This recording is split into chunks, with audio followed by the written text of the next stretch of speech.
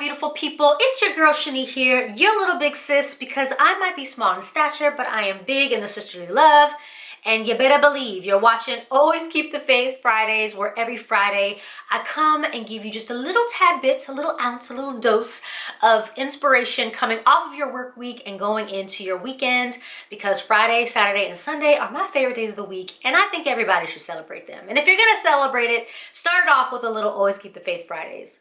So today I'm talking a little bit about friendship and just having the right type of people around you.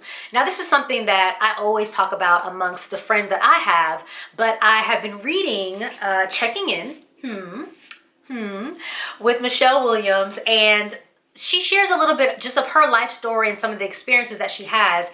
And this is one thing that she touches on in particular. And I really thought that it was cool just kind of hearing it from her perspective, just because of the experiences that she has had and the experiences she's had that have been in the limelight, of course. Now, if you know me, if you know anything about me, you know your girl loves to sing. I love R&B music. I love a girl group. I'm so sad that there's not more of them that are around, and it's so much more about the individual artist. But growing up, Destiny's Child was one of my favorite groups. I'm not just talking like just kind of caught on, like from the very first album when the other members were still a part of it, before Michelle was even a part of the group. And I remember even when she became a part of the group and that final third member, that I always thought, man, she has had to have a lot of heart, because that group was so popular and everything that group went through was so public, but she was able to come, fit in, get in where she fits in. And she's just kind of been rising ever since and just becoming more and more the woman that God would have her to be. So I remember the very first time, this is just a little backstory, that I had the opportunity to meet Michelle Williams. I know. So as a lot of you that follow me on Instagram know, I get a chance to do some really, really cool things when it comes to television production and hosting and interviewing. And my very first Gospel Music Stellar Awards, I had the opportunity to almost, you heard me, almost interview Michelle Williams. It was my first time. I was backstage and they had us kind of in this big long rope of people, and I was waiting to interview her, and she was literally right beside me being interviewed by somebody, and I was getting so excited. I already had all the questions in my head. I was ready. I was good to go. And then either her manager or publicist or whoever it was at the time was like, all right, Michelle, sorry, that's the last interview, you gotta go. When I tell you, my heart, I'm talking about heart, sank, because I was like, I was just about to interview her. What do you mean that was the last one? I don't know if she saw the disappointment on my face. I'm not sure. But before she went on into the award, she stopped where I was and she said, I am so sorry. You look absolutely beautiful. You're such a beautiful girl. And she gave me a hug and she kept it moving. And she didn't have to do that. She could have just kept it moving. And I don't know what made her do it that day. But because of that, I will always be an admirer of Michelle, because I realized that she had a certain level of heart that not a lot of the other people do. So that's my little backstory, but let's get on to what we really need to get on to, because clearly I'm digressing a little bit. So as I was saying, I have been reading Checking In by Michelle Williams, which is really cool. It talks about her depression and just how her finding out that she was depressed saved her life so that she could move on from that. And now she's really using her platform to be able to help others who may suffer with depression or other aspects of mental health. And I'm going to actually read from the book itself, because I don't want to mess up the story. But at this point in the book, she's talking about her very public relationship that she had with Chad Johnson at the time, when she was engaged. And for some of you that follow her, you might have known that she had a show on the OWN network called Chad Loves Michelle. I watched it. I was rooting for them, because I root for love every time. But this is what she says just about what was happening when they realized that their relationship kind of wasn't going in the right direction, and how they were reflecting on that. She said, looking back, one of the biggest mistakes I made, and Chad would agree with this too, was the circle of people we had surrounding ourselves with. The truth is, we didn't have the right kind of people in our corner. And I'm not talking about everybody, I'm just talking about the people we were turning to and asking for advice. Drop down a little bit. So we have to get this right and find the correct people to be in our inner circle.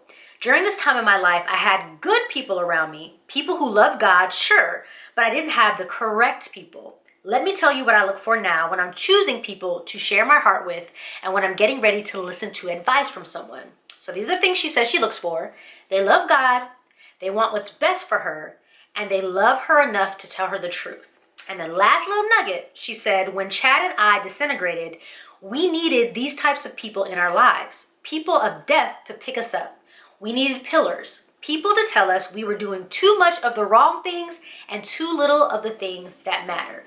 And that is all I'm going to read. If you want to find out more about that, you're going to have to read it for yourself, okay?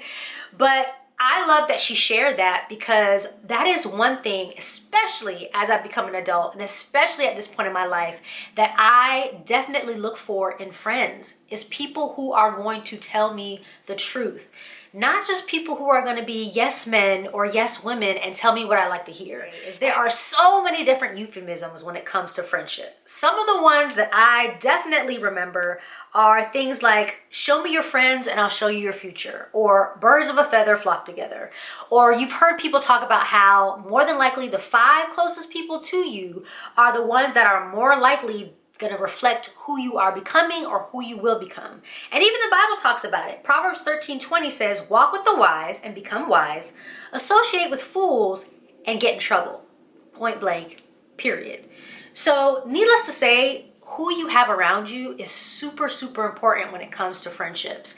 And I hope that no matter what age you are, and I know a lot of times people harp on friendships when people are little. You hear parents say, oh my gosh, don't hang out with that person. They're not the best person for you, or be careful who you hang out with. But trust me, when it comes to adults, I would say it's even more of a caution, because more than likely some of the decisions that you make, that you may be influenced by people who are friends or who are in your circle, could have higher repercussions than when you're a child. So if there's nothing else that you can get from her story, and even from me sharing this, get the right people around y'all if you don't already have them around y'all.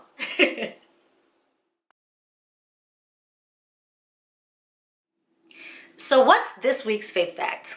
Look, people, I'm gonna keep it really real. If you don't have friends or people in your life who are willing to tell you the truth about yourself and to tell you when you're wrong, then you don't really have friends. I'm really grateful that I have friends in my life who not only can do that, but have done that, and that I have friends that have allowed me to be that person in their lives. I've had friendships, thank God, who have gone 20 plus years just because of us having that real give and take, having friends that have integrity, having friends that love God and know them for themselves, having friends that not only want the best for me, but want to see me and my family thrive. There are people sometimes who have friends that are just hangers on, who are there for the moments where they want to. And in the book, Michelle actually talks about that, you know, she had some people that when the cameras were on them and, you know, their show was on OWN and they were able to, you know, go to restaurants with them or be seen in the limelight with them, that they were there. But after the cameras turned off and after the relationship disintegrated, some of those people were no longer there with her. And that's a rough and hard thing to swallow. But I believe that she has the right people in her circle now, especially as she's continuing to elevate and climb. And I'm so grateful that I have great people in my inner circle now that I don't believe are going anywhere anytime soon. And that if God allows, maybe other people will be added to that circle as time goes. But at the end of the day, it's so important for us to make sure that we have people that really love us, that are there for us, that are true friends, and that are going to be able to tell us the times when we are doing great and the times when we're not doing so great. Because at the end of the day, that's what being a real friend is really all about. Well, that is all that I have for this week's episode, people. I hope that you love it. And if you haven't, I mean, not that she's paying me for any publicity or anything, be sure that you check out Michelle Williams' book, Checking In. It really is a good book, and it's been cool, especially if you're somebody who, like me, had been a fan of Destiny's Child and has followed her career. You get a chance to hear kind of some of the behind the scenes things that she kind of had going on as she grew up and as she became a part of Destiny's Child, and even as Destiny's Child traveled the world until they all kind of branched off into their own singularity careers. Well, folks, I love y'all. You know I do. I appreciate you, as I always do. And I really hope that you all have an amazing weekend ahead. Make sure you do something fun. Do something that is going to make you smile or put a smile on somebody else's face. Well, you all know the motto. And if you don't, you're going to learn it today, especially those who may be watching for the first time. Always keep the faith and let the Lord fight your battles. Until next time, peace. Take care. Want to get a dose of motivation every Friday? Well, hit that notification button to subscribe so you never miss out. And feel free to share the encouragement with a friend. Don't forget, follow me on Instagram at Shani Speaks Now and keep the good vibes going week long. Thanks so much for watching and see you next Friday.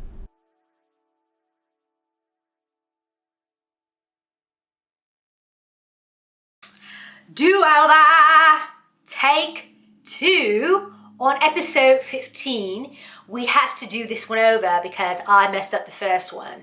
And because I messed up the first one, it's kind of janky. I don't really like it, so I want to do another one. I'm not really sure what accent I'm going with here. I don't know if it's English, I don't know if it's Scottish, I don't know. But here we are.